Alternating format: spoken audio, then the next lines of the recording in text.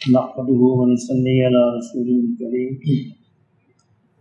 أما بعد فأعوذ بالله من الشيطان الرجيم بسم الله الرحمن الرحيم خلق الإنسان من صلصال كالفخار وخلق الجان من مارج من نار فبأي آلاء ربكما تكذبان رب المشرقين ورب المغربين فبأي آلاء ربكما تكذبان مرج البحرين يلتقيان بينهما برزخ لا يبغيان فبأي آلاء ربكما تكذبان يخرج منهما اللؤلؤ والمرجان فبأي آلاء ربكما تكذبان وله الجوار المنشآت في البحر كالأعلام فبأي آلاء ربكما تكذبان كل من عليها فان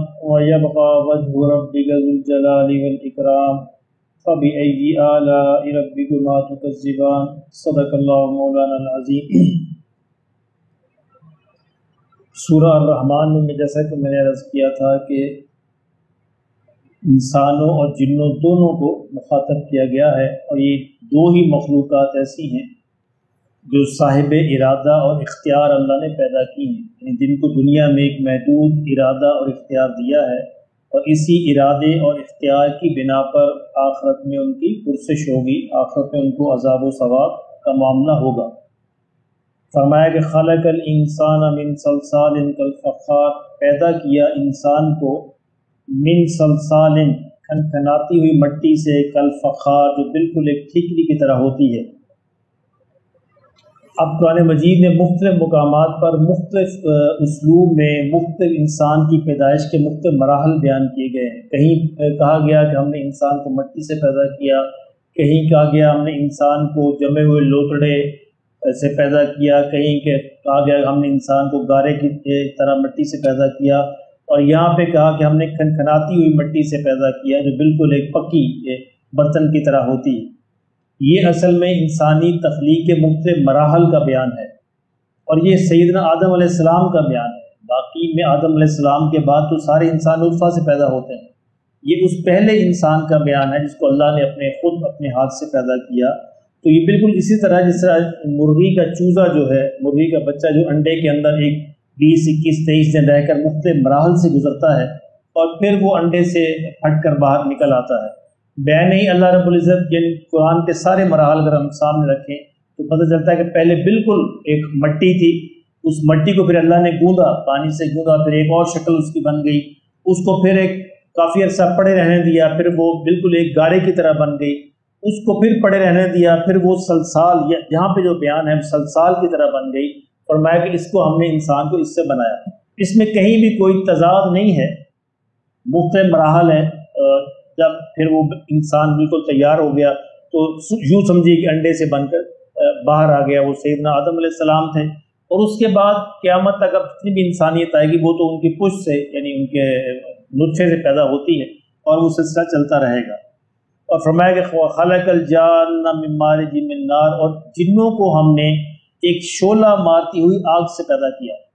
یہ آگ کی ایک خاص قسم ہے جس کے اندر دھواں نہیں ہوتا، اور یہ خاص قسم سے وہ کون سی قسم ہے ہم نہیں جانتے، اس کے بارے میں اللہ رب العزت نے اس خاص قسم کے جنوں کو پیدا کیا۔ تو جنات کا معاملہ بھی یہی ہے، جنوں میں سے جو پہلا جن بنایا گیا ہوگا اس سے اللہ نے اس سے بنایا، اس کے بعد ان کا معاملہ بھی نطفے سے ہی چلتا ہے، پھر وہ نسل در نسل جو ہے وہ سلسلہ شروع ہو گیا۔ فَبِأَيِّ آلَاءِ رَبِّكُمَا تُكَذِّبَانِ، تو اے انسانوں اور جنوں، اب اس ساری صورتحال کے ہوتے ہوئے تم رب کی کون کون سی قدرتوں کو جھٹلا سکتے ہیں؟ یعنی وہ رب اتنی قدرت والا ہے جو مٹی سے ایک زندہ انسان بنا دے، اور جو آگ کے شعلے سے ایک زندہ چیز کو بنا دے، تم اس کی کسی قدرت کا انکار کر سکتے ہو، جھٹلا سکتے اس کو؟ رب المشرقین و رب المغربین، اور وہ رب جو ہے دونوں مشرقوں کا اور دونوں مغربوں کا بھی رب ہے۔ اب دونوں مشرق اور دونوں مغرب سے کیا مراد ہے؟ مفسرین نے یہاں اس کے دو معنی بیان کیے ہیں۔ ایک مطلب تو یہ ہے کہ سردیوں کے اندر جو مشرق ہے اور گرمیوں کے اندر جو مغرب مشرق ہے اس کا زاویہ تھوڑا مختلف ہوتا ہے، تو یہ گویا کہ دو مقام معلوم ہوتے ہیں، یعنی مشرق کا اگر پورا ایریا مراد لے لیا جائے تو یوں سمجھیے کہ سردیوں میں مشرق سورج یہاں سے طلوع ہوگا، گرمیوں میں یہاں سے طلوع ہوگا، تو یہ دو مشرق بن جاتی ہیں۔ بعین ہی سردیوں میں سورج کے غروب ہونے کا جو پورا جو بدلہ ہے وہ ایک طرف ہوگا اور گرمیوں میں ایک طرف ہوگا۔ تو کچھ مفسرین کا خیال یہ ہے کہ اس سے مراد یہ دو مشرق اور دو مغرب ہیں، اور دوسروں کا خیال یہ کہ نہیں، اس سے مراد وسعت ہے، اصل میں کائنات کی وسعت، جتنی بھی ہم نے بنائی ہے کائنات، وہ مشرق ہو یا مغرب ہو، وہ سارے کے سارے اللہ ہی نے بنائے ہیں، یعنی پوری کی پوری کائنات۔ جس سے اردو ہم کہہ سکتے ہیں اللہ مشرقوں اور مغربوں کا رب ہے، اس سے مراد یہ نہیں ہوتا کہ بہت ساری مشرق بہت ساری مغرب ہے، مراد یہ کہ ساری جو وسعت ہے پوری کائنات کی، اس کا مالک اور خالق اللہ ہی ہے۔ فَبِأَيِّ آلَاءِ رَبِّكُمَا تُكَذِّبَانِ، اے انسانوں اور جنوں، تم اللہ کی کس کس قدرت کو، کس کس شان کو جھٹلاؤ گے۔ مَرَجَ الْبَحْرَيْنِ يَلْتَقِيَانِ، فرمایا کہ جب دو سمندر جو ہیں وہ چلتے ہیں اور آپس میں ملتے ہیں، یہ ایک عجیب فینومینا جو آپ دیکھ سکتے ہیں، یعنی زندہ فینومینا ہے، اور کہیں نہیں تو اس کو یوٹیوب پہ دیکھیے، آپ کو ویڈیو نظر آ جائے گی۔ بَيْنَهُمَا بَرْزَخٌ لَا يَبْغِيَانِ، فرمایا کہ ہم نے ان دونوں کے درمیان ایک باریک پردہ حائل کر دیا ہے، اور وہ دونوں آپس میں مکس نہیں ہو سکتے۔ دیکھیں کتنی عجیب بات ہے، یعنی ایک شربت کو دوسرے شربت میں ڈالیں مکس ہو جائے گا، ایک پانی کو دوسرے گلاس کے پانی میں ڈالیں مکس ہو جائے گا، پانی کی پراپرٹی یہی ہے۔ لیکن اللہ نے فرمایا کہ یہ ہماری قدرت ہے کہ دو سمندر، دو دریا جب ملتے ہیں، ان دو سے مراد ایک کھارے پانی کا اور ایک میٹھے پانی کا، جب یہ آپس میں ملیں گے فرمایا کہ وہ علیحدہ علیحدہ رہیں گے۔ دریائے نیل اور وہ بحر کلثم شاید ملتا ہے، آپ دیکھیے یوٹیوب پہ، وہ بڑی کلیئرلی نظر آتا ہے کہ دونوں بالکل الگ الگ پانی جو ہے ٹریول کر رہے ہیں، پانی ہے ملتا نہیں آپس میں۔ میں کیوں نہیں ملتا کہ بینہما برزخ، ان کے درمیان ہم نے ایک باریک پردہ جو ہے حائل کر رکھا ہے، یہ اللہ کی قدرت ہے۔ فَبِأَيِّ آلَاءِ رَبِّكُمَا تُكَذِّبَانِ، اے جنوں اور انسانوں، تم اللہ کی کس کس شان کو، کس کس قدرت کو جھٹلاؤ گے۔ يَخْرُجُ مِنْهُمَا اللُّؤْلُؤُ وَالْمَرْجَانُ، اور ان دونوں پانیوں سے فرمایا کہ موتی بھی نکلتے ہیں اور مونگے بھی نکلتے ہیں، یہ بھی جواہرات کی قسم ہے۔ تو یہاں بھی عجیب بات ہے، سائنس یہ کہتی ہے کہ موتی اور مونگے جو ہیں یہ کھاری پانی سے نکلتے ہیں، میٹھے پانی سے نہیں نکلتے ہیں، لیکن قرآن یہ کہہ رہا ہے کہ دونوں سے نکلتے ہیں۔ اس پہ بڑی عجیب بات فرمائی مولانا امین حسن اصلاحی رحمۃ اللہ علیہ نے، کہا کہ اگر موتی زندہ ہو کر مجھے خود بھی کہے کہ میں صرف کھاری پانی سے نکلتا ہوں تو میں اس کی بات کو بھی جھٹلا دوں گا، میں ان کو نہیں، یہ بات سچی ہے، تو ہمارے قرآن کی بات سچی ہے، اللہ کی بات سچی ہے۔ ابھی سائنس ثابت نہیں کر سکتی، کر دے گی، اور 100 سال بعد، 200 سال بعد، 1000 سال بعد جب بھی سائنس کی اتنی ڈیولپ کرے گی تو یہ ثابت ہو جائے گا کہ دونوں ہی پانیوں سے موتی نکلتے ہیں۔ فی الحال یہ سمجھا جاتا ہے کہ کھاری پانی سے نکلتے ہیں، دوسرے پانی سے نہیں نکلتے، ایک اللہ فرماتا ہے کہ دونوں سے نکلتے ہیں۔ فَبِأَيِّ آلَاءِ رَبِّكُمَا تُكَذِّبَانِ، تو اے جنوں اور انسانوں، تم اللہ کی کس کس طاقت کو، نعمت کو، قدرت کو جھٹلاؤ گے۔ یہ جھٹلانا کیا ہے؟ ایک جھٹلانا تو کافروں کا جھٹلانا ہے، ایک جھٹلانا وہ جو اللہ کو نہیں مانتے، یعنی ملحد جو ہے، ایتھیسٹ جو ہیں، اللہ کو نہیں مانتے، وہ جھٹلانا اور ہے۔ ایک جھٹلانا یہ ہے کہ اللہ کو مانا جائے، اللہ کے ساتھ کوئی شریک بھی مانا جائے، کہ اللہ کی قدرت کے اندر کوئی شریک ہے، یہ بھی جھٹلانا ہے۔ ایک جھٹلانا یہ ہے کہ اللہ کو بھی مانا جائے، اس کی قدرت کو بھی مانا جائے، لیکن اس کی اطاعت اختیار نہ کی جائے۔ مسلمان یہ جھٹلاتے ہیں، مسلمان پہلی قسموں میں نہیں آتے۔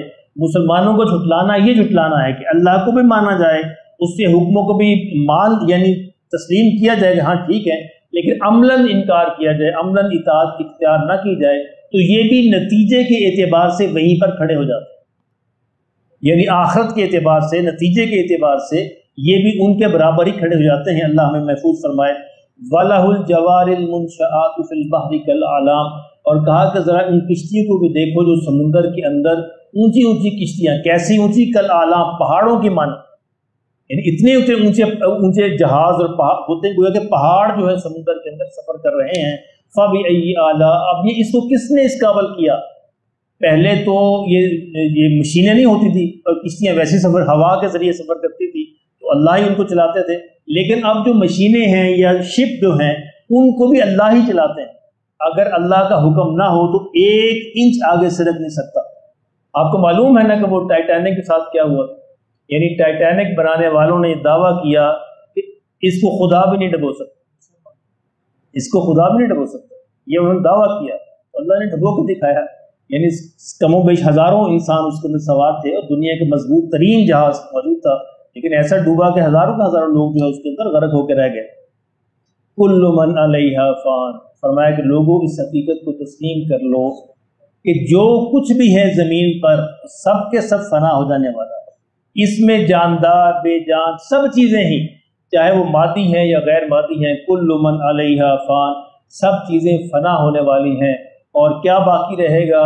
وَيَبْقَى وَجْهُ رَبِّكَ ذُو الْجَلَالِ وَالْإِكْرَامِ، تیرے رب کی، اللہ اکبر. یہاں اللہ نے یہ نہیں کہا کہ رب کی، حضور سے فرمایا تیرے رب کی، سبحان اللہ. یعنی حضور سے پیار کا انداز. یعنی اللہ یہ بھی تو کہہ سکتا تھا نا کہ رب کی شان باقی رہ گئی، نہیں، کہا کہ تیرے رب کی شان جو ہے وَيَبْقَى وَجْهُ رَبِّكَ، تیرے رب کی ذات جو ہے، تیرے رب کی ہستی جو ہے وہی ہمیشہ باقی رہنے والی ہے. ذو الجلال والاکرام، جو بڑی عظمت والی، بزرگی والی اور بڑی عزت والی اور تکریم والی ہے. فَبِأَيِّ آلَاءِ رَبِّكُمَا تُكَذِّبَانِ، تو تم انسانوں اور جنوں تم اللہ کی کون کون سی نعمت کو، قدرت کو اور شان کو جھٹلاؤ. یہ فنا جو ہے ایک ایسا موضوع ہے، اللہ ہمارے حال پر رحم فرمائے. کل مجھے ایک عجیب تجربے سے گزرنا پڑا فنا کے. میرے بہنوئی اکاڑا میں رہتے ہیں، ماشاء اللہ 10 سال، 70 سال کے قریب ان کی عمر تھی، تو بڑے ایکٹیو تھے اس عمر کے اندر بھی. اور ان کی ہمیشہ سے دستور تھا اپنے کام پہ جانا. گھڑی سازی کا کام کرتے تھے، تو 50 برس سے ایک ہی دکان تھی، ایک ہی ان کا تھا جگہ. 8 بجے گھر سے نکلے، بالکل خوش و خرم، حشاش بشاش، اور پیدل ہی جایا کرتے تھے، 1-2 میل کا سفر تھا. تو دکان کے پاس پہنچ گئے، راستے میں ایک آٹی موٹر، جسے ہم گھر میں باہر موٹر لگا لیتے ہیں، موٹر لگائی ہوئی تھی کسی نے باہر پانی سرو کرنے کے لیے. اب بارش ہوئی تھی، اس کے اندر کرنٹ موجود تھا. اچھا، اس سے گزر گئے، گزر کے پھر پتہ نہیں کیا جائے، موت نے پھر کھینچا، پھر پتہ نہیں کیا جائے، پھر واپس آئے. اب بازار والے بتا رہے ہیں کہ ہم دیکھیں گے شاہ صاحب آئے ہیں اور پھر پیچھے کو مڑے ہیں. اب جب پیچھے کو مڑے تو پاؤں ٹچ ہو گیا اس سے، وہ جو موٹر تھی اس میں تھا کرنٹ بڑا زبردست. اب اس نے وہیں پکڑی تھی اور میرے 5 سیکنڈ کے اندر ختم ہو. یہ عجیب جب ہو، جب اللہ چاہتا ہے اللہ واپس لے آتا ہے پھر موت. یعنی پہلے گزر گئے وہاں سے، دکان کے قریب پہنچے، پتہ نہیں کہ ذہن میں کیا آیا، کیا یاد آیا، پھر پیچھے مڑے اور مڑتے ہوئے وہیں سے پہلے بھی گزرے تھے. ایک پاؤں ٹچ ہوا، موٹر کے اندر کرنٹ موجود تھا اور اس نے ایسا پکڑا کہ اس نے چھوڑے. اب دکان والے بھاگے، انہوں نے لکڑیاں وغیرہ لے کے کوشش کی، لیکن اتنی دیر میں 5 سیکنڈوں میں ہی ختم ہو چکے تھے. اللہ ان کی بخشش فرمائے. تو کل رات ان کا جنازہ تھا، اس لیے کہیں تھے نہیں، ان سے چھوٹے جو، وہ تو پہلے فوت ہو گئے، ان کو تو 4-5 سال ہو گئے. تو یہ انسان کی حیثیت یہ ہے، یعنی کسی لمحے، کسی وقت، کہیں بھی، بغیر کسی وجہ کوئی مسئلہ نہیں ہوتا، چلتا پھرتا، یعنی 1 سیکنڈ کا نہیں پتا، کسی لمحے بھی. یہ فنا کی جو تلوار ہے یہ ہم سب پر چلنے والی ہے اور باقی رہنے والی اللہ کی ذات ہے. اللہ پاک ہمیں اس کا یقین نصیب